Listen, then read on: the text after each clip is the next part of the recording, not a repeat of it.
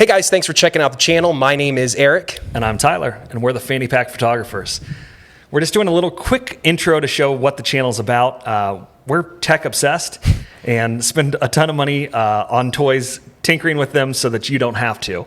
So everything that you need to photograph and use for videography really is in this bag right here. So that's what the channel's about, just showing you the latest tech that work with your iPhone, your Android, and really that you can carry around to create professional quality videos and photos right there in the fanny pack. So exactly. So like our philosophy is, compact, easy to use, and fairly affordable. And so that's kind of what we're doing here. We want to have a channel where we show you guys the versatility, the capabilities of mobile devices, whether that be your iPhone or your Android device, and all of the different kinds of accessories that could fit in the size of a fanny pack and provide you with professional results for a podcast, for shooting some video, taking photos, all of the different creative things that is available to be able to do on an iPhone or an Android device now. And what we wanted to do, because we're both, nerds. We're both nerds, we're both tech geeks,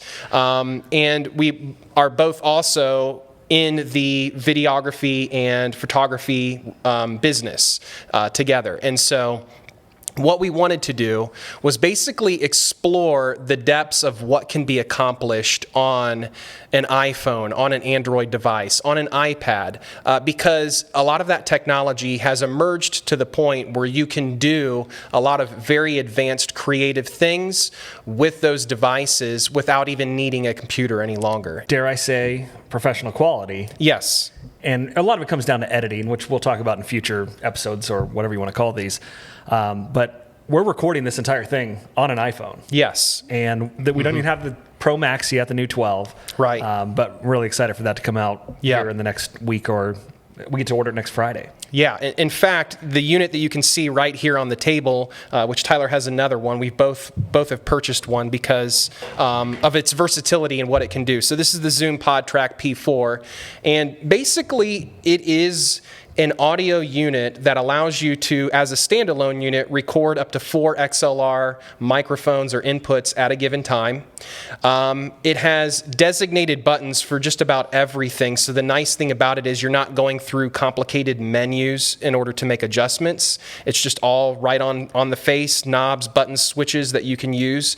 And then the other great thing about it is its versatility in terms of application. So this is currently plugged in. It's going out via USB-C to the camera adapter on the phone that is recording all of this right now. And the audio sounds pretty good. It's really good. And we like these Rode pod mics as well. Yeah. For $99, I think they're a budget podcast microphone. Absolutely. With really isolated sound. We probably had some people walking around talking in the background at the beginning of this, and I don't think you can hardly even notice that they're there. So, right. Yeah. It's battery powered, which is really cool. And I think you can get like 9 hours out of battery. You can plug in external power, which is a huge plus. Up to 48 phantom volts on all 4 XLR channels. So if you have a microphone that requires phantom power, you can do that. And the cool thing is it also has 4 headphone outs. Exactly. Which I didn't see the need for at first, but we actually, in some testing, it has the ability to use your phone's audio source to make or have call-ins if you're doing some kind of live show with your phone number published at the bottom and that application. And the fidelity was actually really good. Yeah. And this unit is $200. It can, again, be used as an audio interface for a computer. It can be used as an audio interface for GarageBand on your mobile device.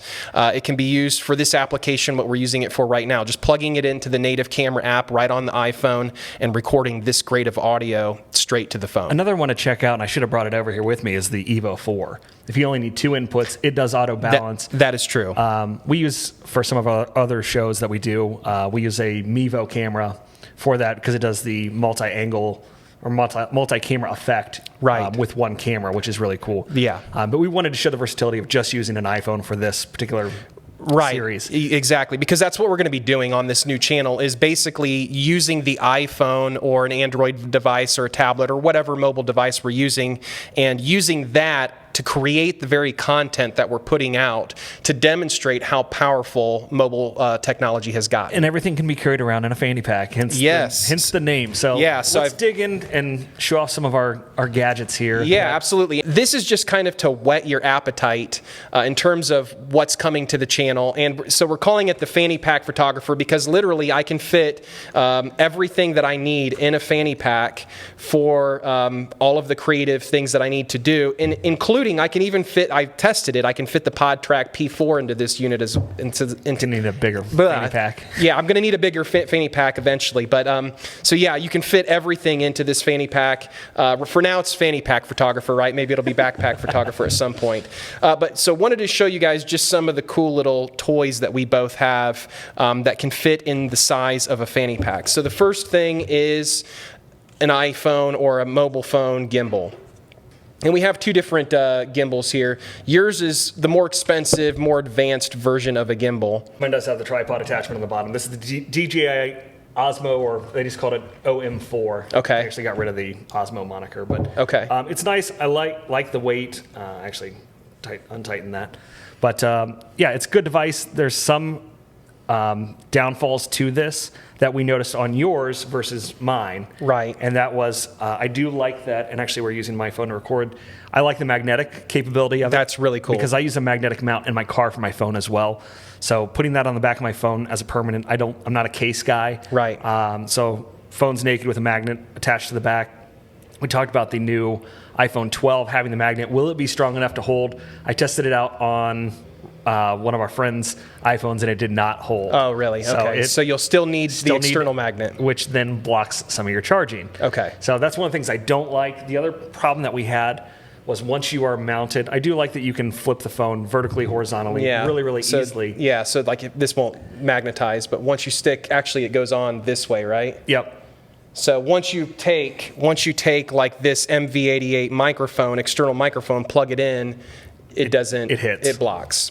So that's that didn't work on mine, but it does work on yours. Yeah, absolutely. So mine doesn't have some of the more advanced features that this gimbal has, and it certainly doesn't have as good of an app or app support as what DJI does, because DJI just makes some great software. This unit here is a little bit folds up nice and compact. This is just called the Hohem iSteady X. It's like some Chinese, gimbal, but it's actually pretty compact and affordable. I think you can pick this up for like $69, which is not bad at all. Which is less than half the price of this. Yeah, and then this just pops open like that, and then you just tighten up the arm so that your phone doesn't fall. It's got let's see if I can get it right here. Yeah, spring-loaded phone holder. And my phone does fit in this even with its case, so that's great. This does kind of lock in place right here, so it's not rolling around in your bag, and then you just, open it up like that. And the great thing about this is it also does have the camera tripod mount on the bottom, so you can screw in a tripod mount like this, and then there you go. You've got the ability to have a tripod. I'll take that back off. And I assume we'll throw in a link in the description. Yeah, we can throw links to all of these things. You can check all these things out for yourself. Yeah, for sure. Now, the great thing about this one is with your phone on this gimbal, you can choose which direction you want it to go, and then therefore you can use this little microphone, which we'll talk about here in a second. So yeah, so these are some of the little phone gimbals that we've been using. Now, that being said, a lot of phone do we need one anymore? Yeah, a lot of phones are getting so good at just the built-in image stabilization that there's coming a day where we may not even need something like this when we're doing a lot video. of stuff that we are doing, you're just carrying around a standard tripod now. Right. So let's talk about tripods, and you can find these online just about anywhere. Yeah. This one's yours, I think, actually, because this little clip is not mine. Okay. But that's like the most tiny little tripod. Tiny tripod, fits in the fanny pack, no problem. Yeah. You can get a little bit larger. You can go, and this one's collapsible. What I like about this is the ball mount, and again, you can rotate the phone either vertically or horizontally. Yeah, I do like the ball mounts on these because then it allows you to, if you're on an uneven surface, level up your phone. Right. Yeah. So yeah, these are just some of like the little tripods, little tools that we have, and some of this is kind of piecemealed together. Like, I think this attachment and this attachment I bought separate on Amazon, right. And I probably got these tripods separate as well. But you're talking, I mean, $10 for a lot of the phone mounts that you can buy. Do we want to talk about the Shure MV88? The MV88. We both have these. You bought yours first. It's actually 2 capsules inside for stereo audio. And yeah, you can rotate this around. You can plug it into your phone. So it just has a lightning just like that. And now I've got basically a shotgun microphone on my iPhone. The one complaint that I have, and you can set it up, you can see you can rotate that only 90 degrees. Correct. It does not go full 180. So that's my one complaint is I have to unplug it and plug it back in if I'm doing more of a selfie style video. True. You can put it straight out for like an interview, but I don't know, unless you're just doing a podcast, why you would ever set it up that way, like in between us. Yeah. So. Yeah. And so this is not a super cheap microphone. I think it's like $150. Yeah.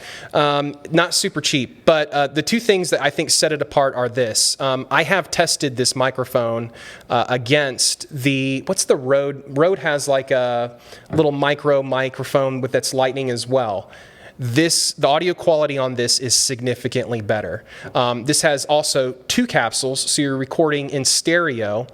But then the other great thing is Shure has a great application that is very user-friendly and easy to use, and it allows you to basically set up the settings of the microphone. So how wide of a audio path you want it to capture, how narrow, if you really want to shotgun it out, how narrow, if you want to record in mono, if you want to record in stereo. Well, I used it at a convention last year that's normally in the convention center. It's super loud because it's like an expo where you're going booth to booth, and I was interviewing new technology for real estate.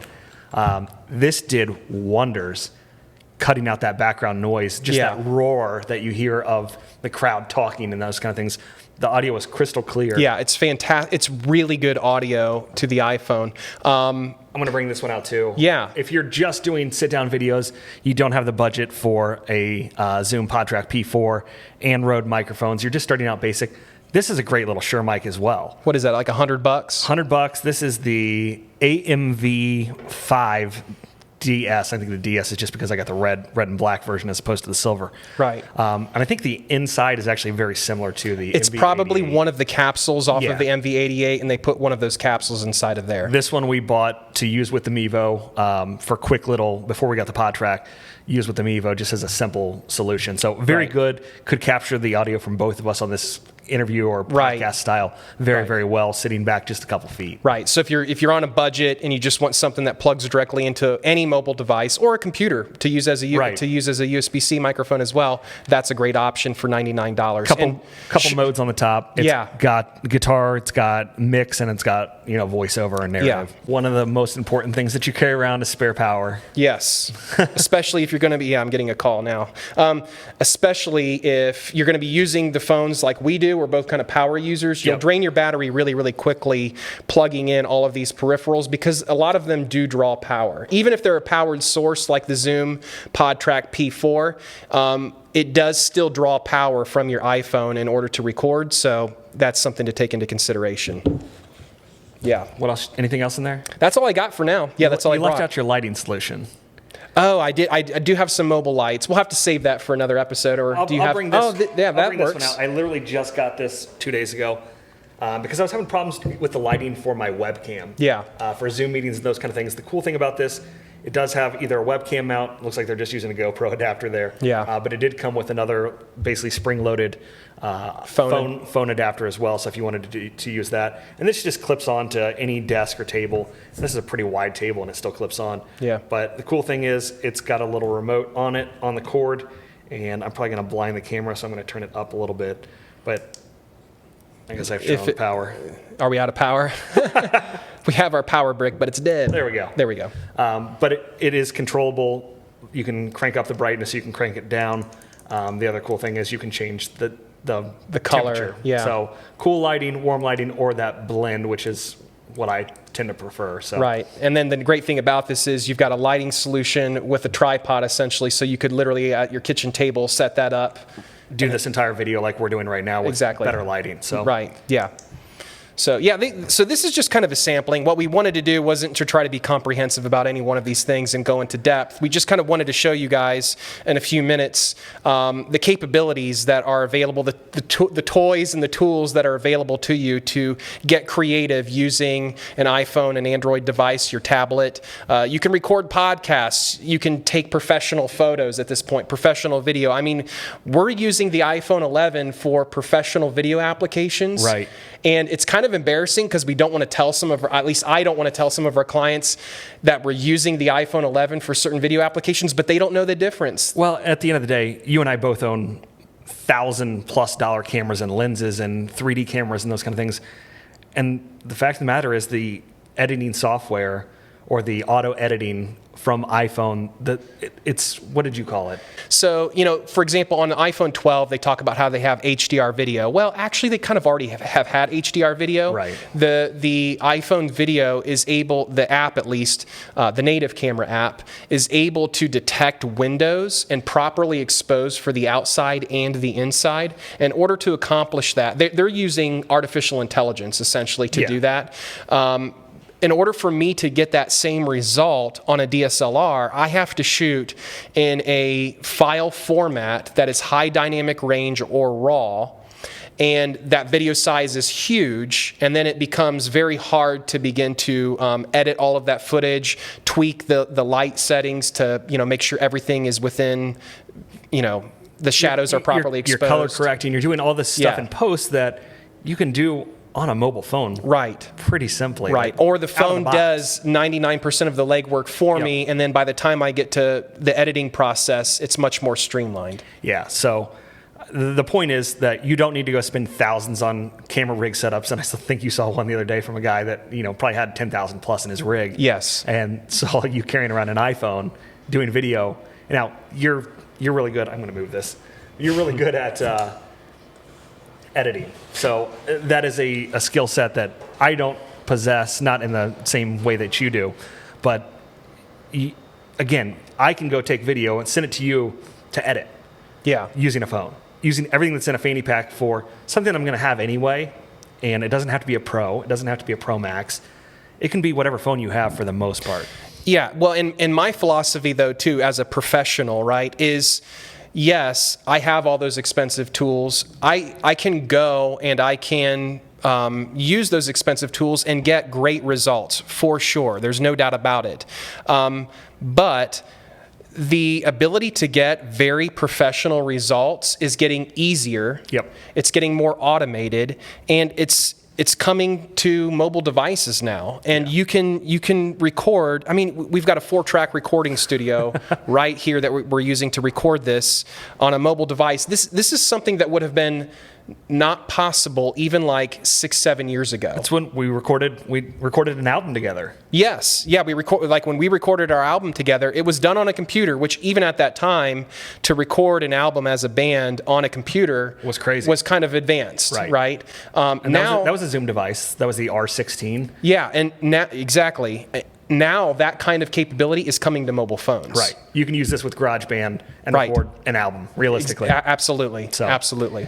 Possibilities are endless. You just got to get the right. I mean, this is, if you did nothing else, go get a little tripod and a stand and start recording. Yeah. And then as you progress, you get better. Get some of the other accessories. Don't go out and spend a fortune. But this is my favorite tool, probably in the bag. I would agree. If you're going to pick up one tool, it's like go get a nice little cheap tripod setup and then save up $150 to get the MV8, and now instantly you have the ability to record really good audio on your phone with a tripod, so that will get you most of the way there. And a lot of these other things are just, special toys that we've spent money on. But we do have shiny stuff syndrome. Oh yeah, for sure.